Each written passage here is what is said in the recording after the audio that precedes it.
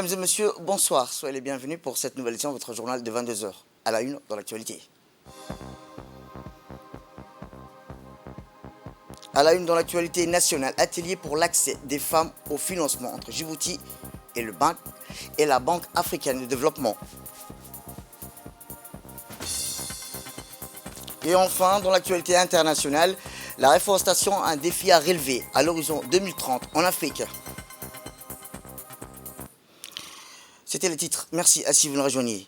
À la une, conviée par le président de l'Assemblée nationale, la première conférence des présidents de la 9e législature vient de se tenir aujourd'hui, où le président de l'Assemblée nationale, M. Dileta Mohamed Dileta, et le Premier ministre, M. Abdelrahman Khan Mohamed, ainsi que la première vice-présidente, ainsi que le second vice-président et les présidents et présidentes des commissions permanentes, comme le rapporteur général du budget, ont débattu à l'ordre du jour de la conférence des présidents.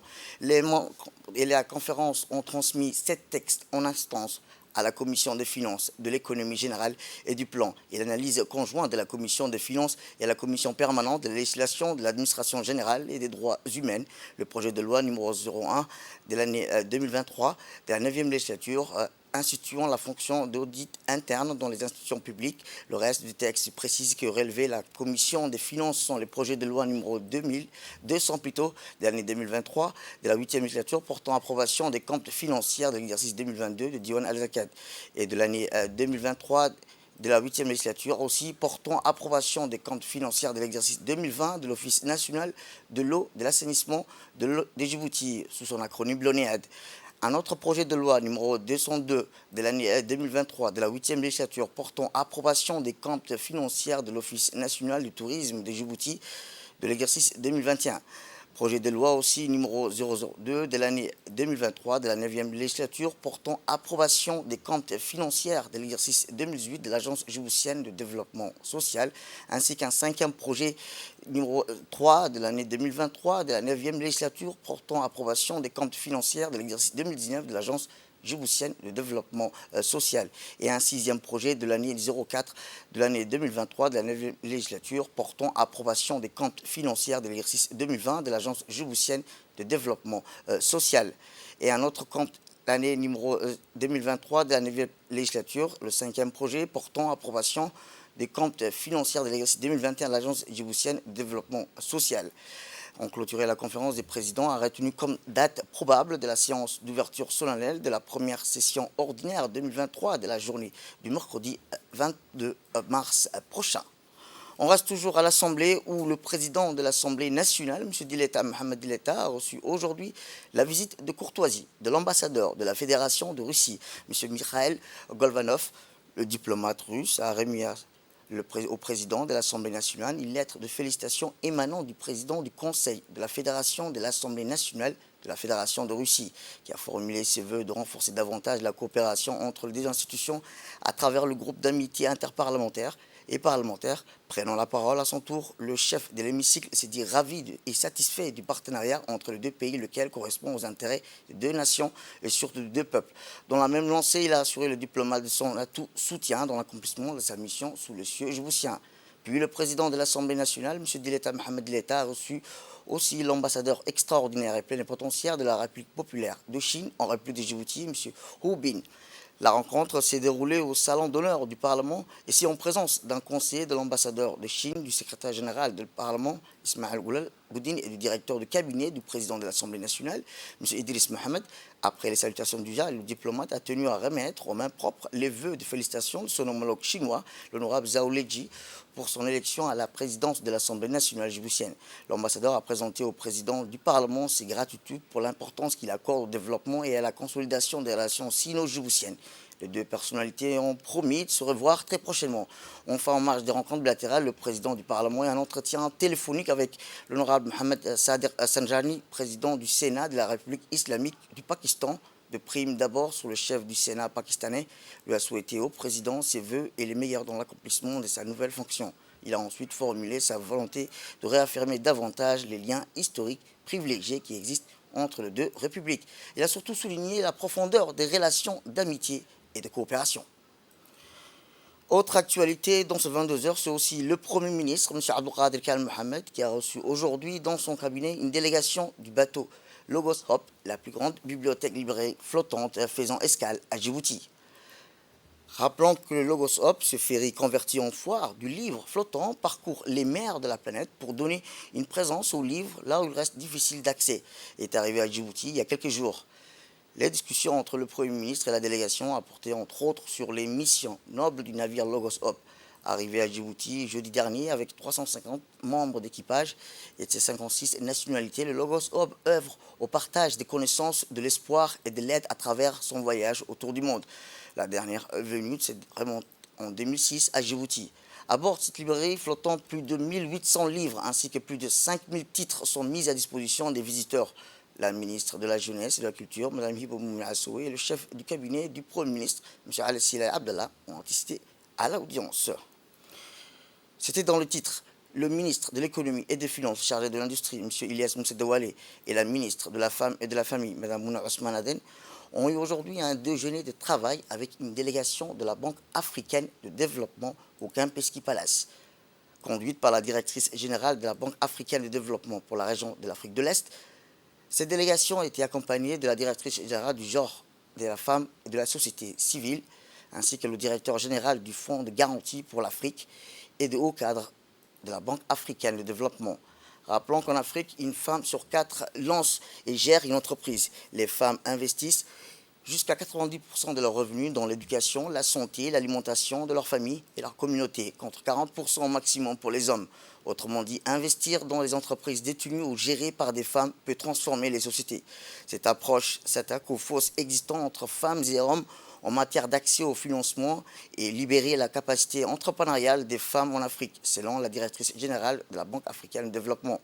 Il est prévu de nombreuses réunions avec les banques, la société civile et les femmes entrepreneurs pour vulgariser et présenter aux acteurs intéressés par cette belle initiative. Pour terminer, rappelons que côté gouvernement djiboutien ont participé à cette réunion la ministre de la Femme et de la Famille, les responsables du FEDET, du CEPEC, du FOGAT et de hauts cadres du ministère de l'Économie et des Finances.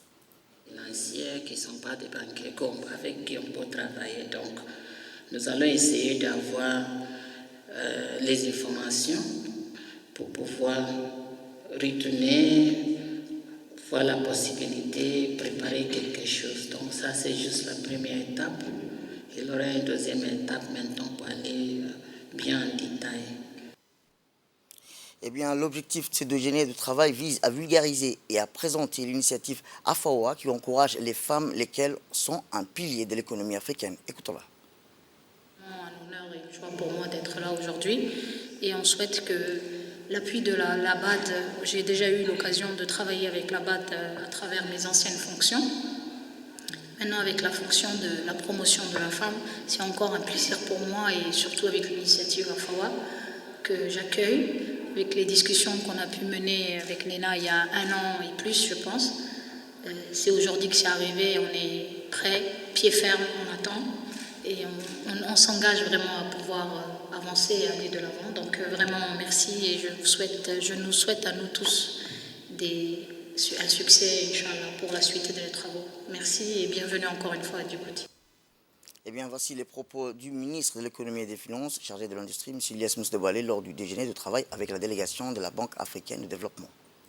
La mission principale donc de l'équipe, de la délégation, c'est les différents dispositifs disponibles avec le groupe de la banque pour aider les femmes africaines à s'émanciper, mais surtout à vraiment s'épanouir dans l'entrepreneuriat. Je suis heureux également que Mme Kaba soit parmi nous, directrice genre au niveau de la Banque africaine de développement. Mais elle a également 2 particularités, Mme Kaba. Une particularité, c'est un lien quelque part avec Djibouti, familial, on va dire. Mais surtout, elle a également travaillé avec nous sur la stratégie nationale Djibouti ici, sur les questions de la gouvernance, entre autres. Donc, on est très heureux également de vous accueillir.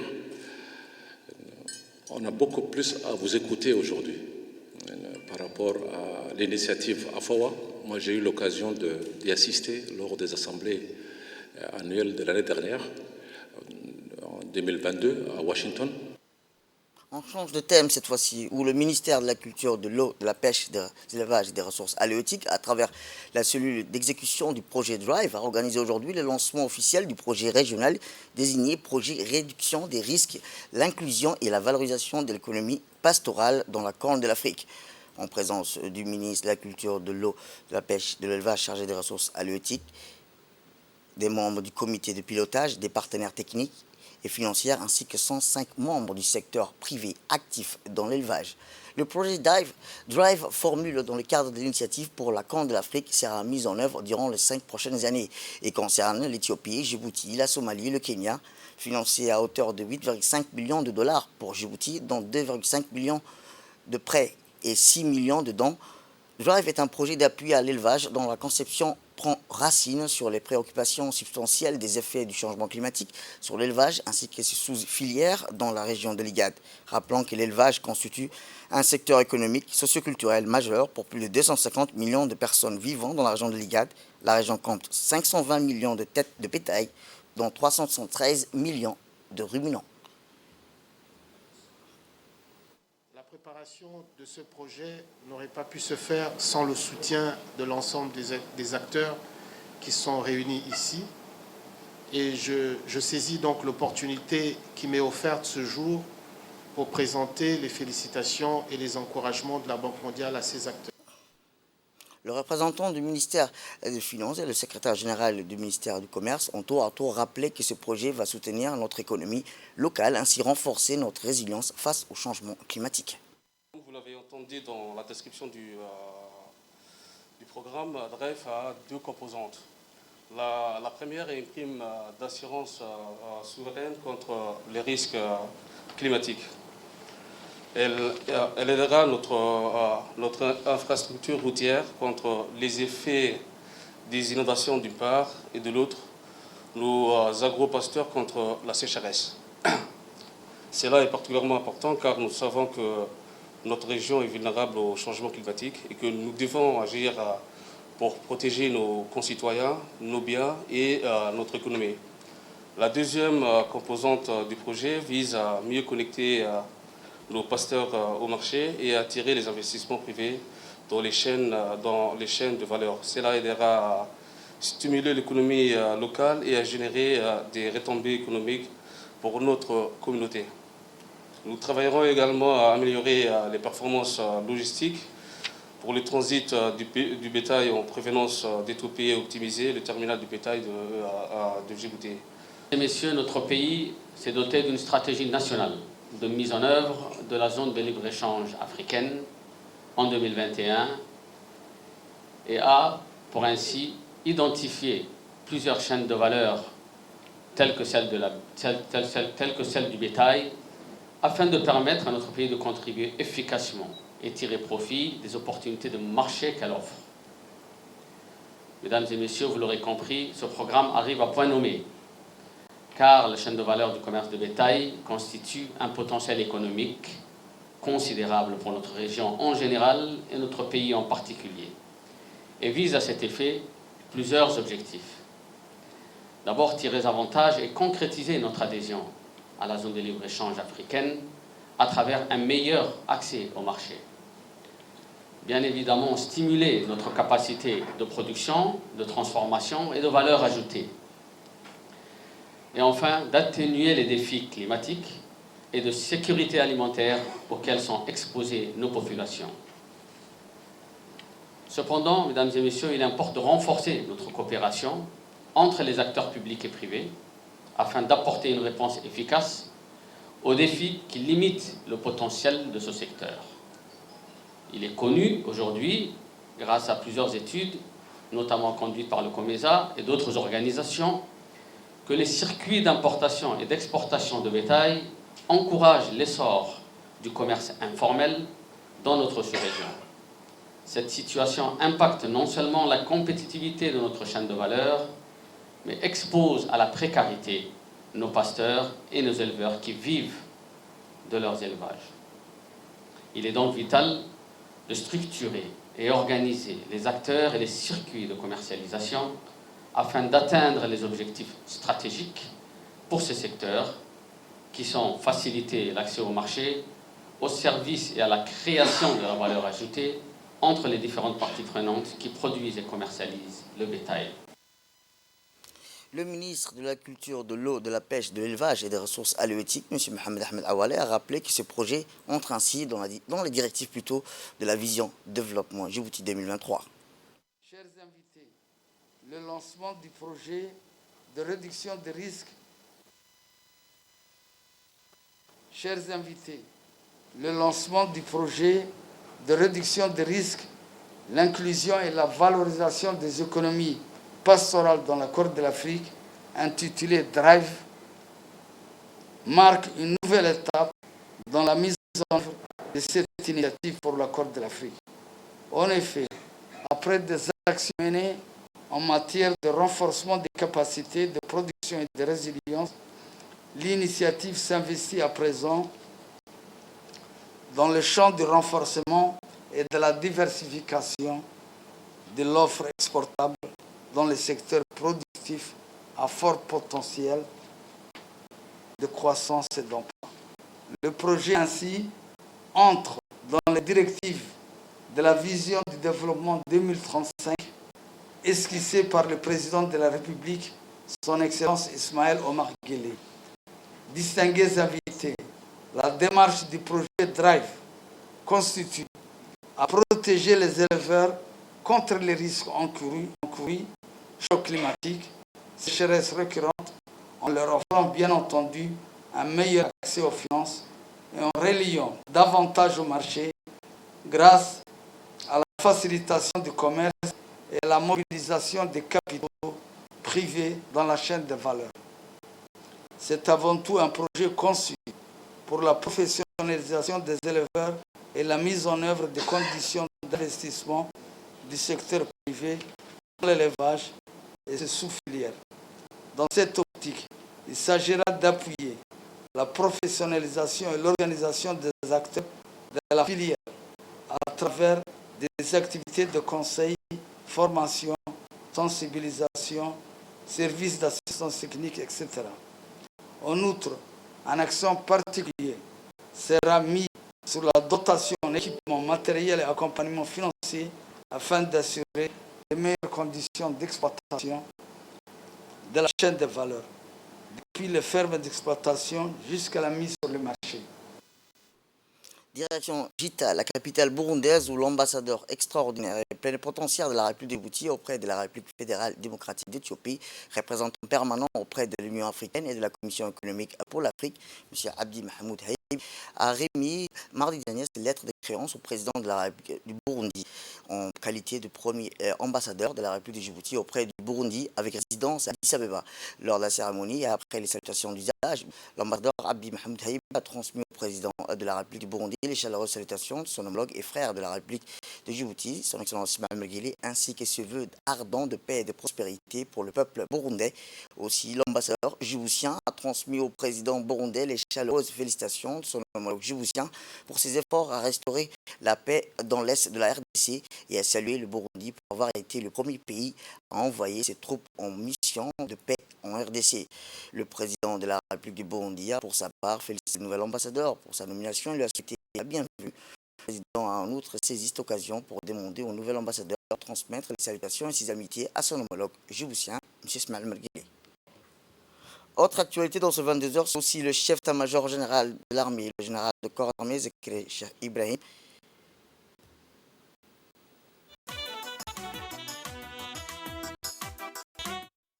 qui a clôturé le régiment d'artillerie, a abrité aujourd'hui une importante cérémonie de fin de formation.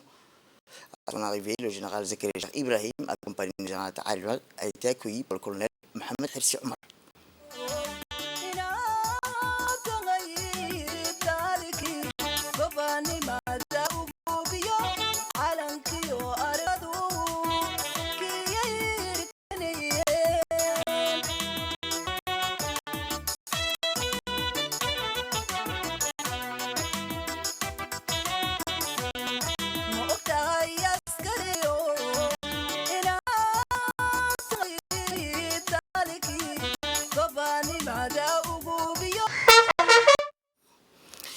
le CMGA a effectué la revue de troupes composée exclusivement des jeunes stagiaires ayant à profiter de ces formations professionnelles.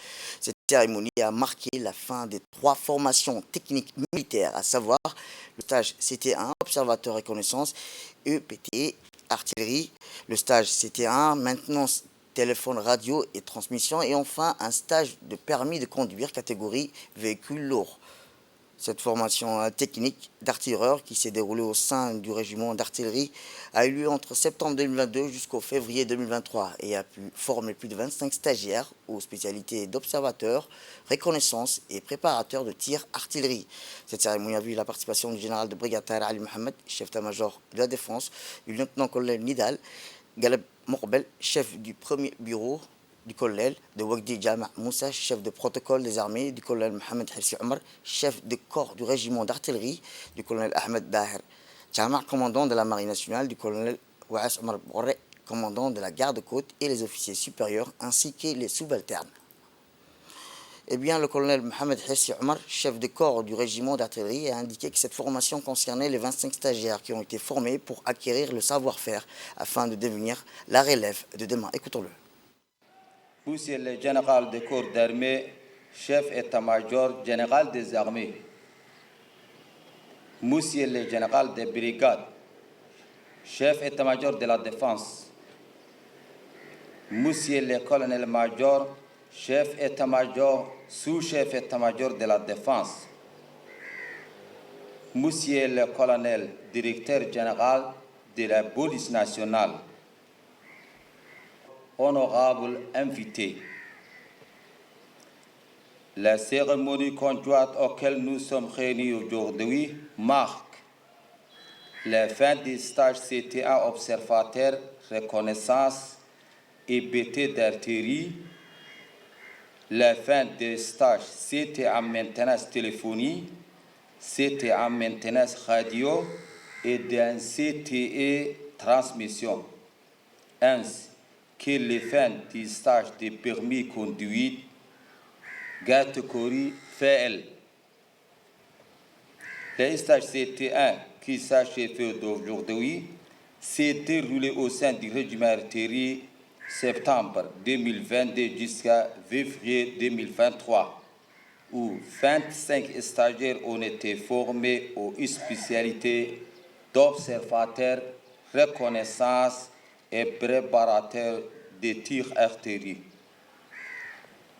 L'objectif de ces stages est de préparer de la relève de demain au profit des militaires qualifiés d'un CTE qui enrichissent leurs connaissances et aptitudes opérationnelles dans leurs domaines respectifs pour qu'ils puissent occuper des postes de responsabilité au sein de leur unité.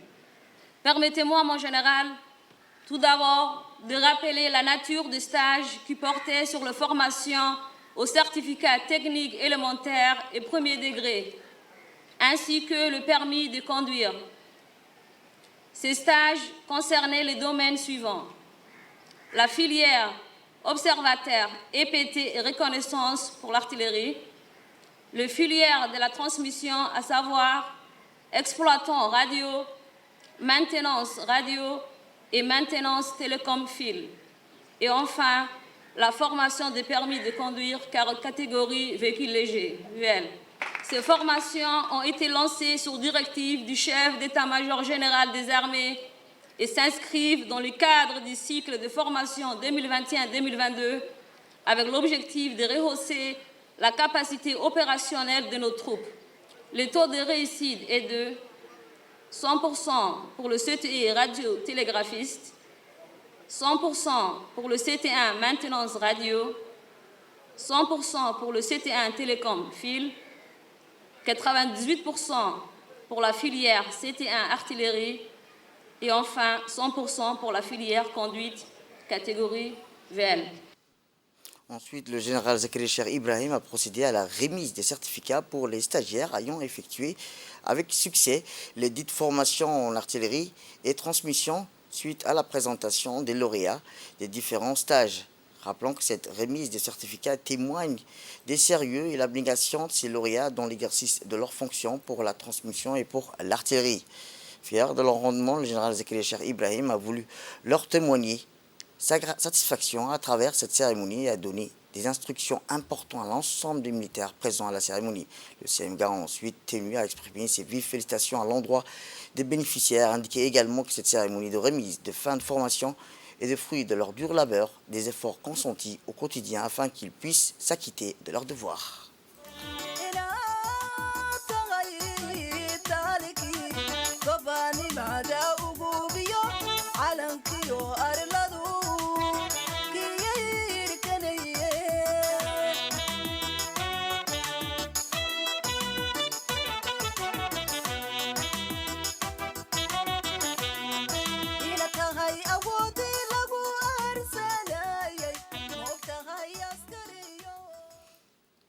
Et en marge de cette cérémonie de fin de formation, comme il est de coutume, l'ensemble des participants ont été conviés à un petit déjeuner offert par le commandement militaire.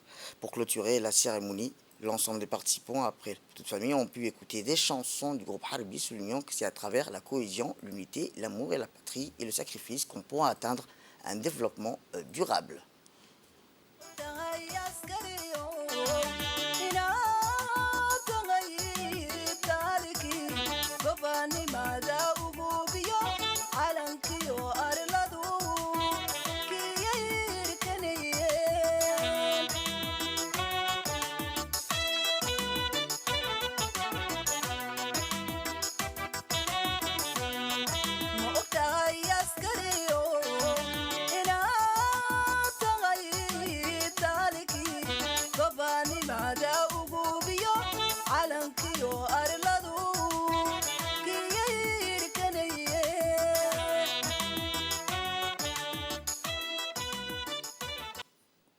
Direction le sud, où dans le cadre des programmes d'aide sociale, le Diwan al-Zaka a procédé hier à la distribution de la zakat pour l'année 2022 et les 3e et 4e tranches de parrainage aux orphelins pour 2022 au niveau de la région de Dikil.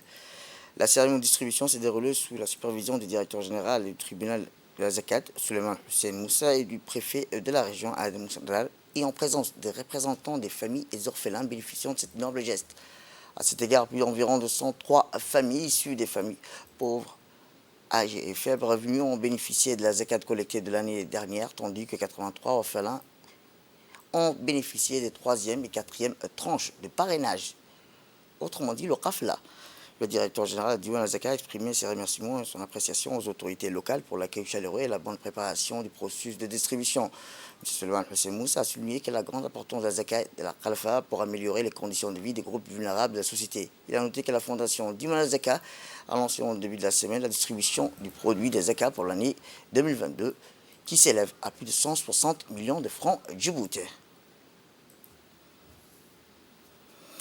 Et enfin, dans l'actualité nationale, dans le cadre de la lutte contre la contrebande, des membres de la brigade de la douane, en étroite collaboration avec le détachement de la gendarmerie, ont intercepté une importante marchandise de contrebande en provenance d'Éthiopie dans environ de PK51. Les contrebandiers voulaient acheminer en quantité vers la ville. Selon la procédure standard en vigueur, cette quantité a été détruite sur place en présence du chef de brigade.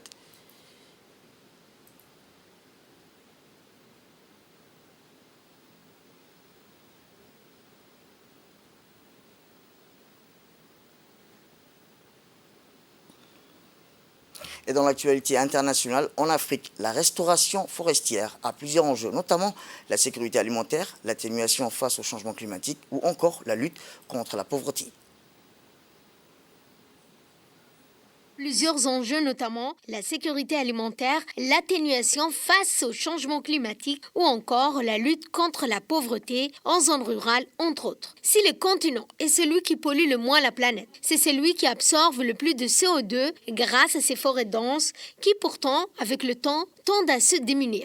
En 2015, l'Union africaine déposait un mandat de restauration de 100 millions d'hectares de terres dégradées à l'horizon 2030. À 7 ans de cette échéance, les experts rappellent l'urgence de restaurer les terres tant en Afrique qu'à l'échelle mondiale. Chaque année, près de 3 millions d'hectares de forêts qui sont perdus en Afrique, soit 65% des terres affectées par la dégradation et 3% du PIB perdu du fait de l'épuisement des sols et des nutriments sur les terres agricoles. Selon les données de la société Morpho, qui propose des solutions innovantes en matière de restauration forestière, 1,2 milliard de personnes dans le monde dépendent des forêts pour vivre, ce qui souligne l'urgence de la restauration des écosystèmes forestiers à grande échelle. C'est ainsi que s'achève cette édition. Merci à vous tous de nous avoir suivis. Restez avec nous pour suivre nos programmes télévisés. Le programme continue sur Télé Djibouti et bon week-end à vous.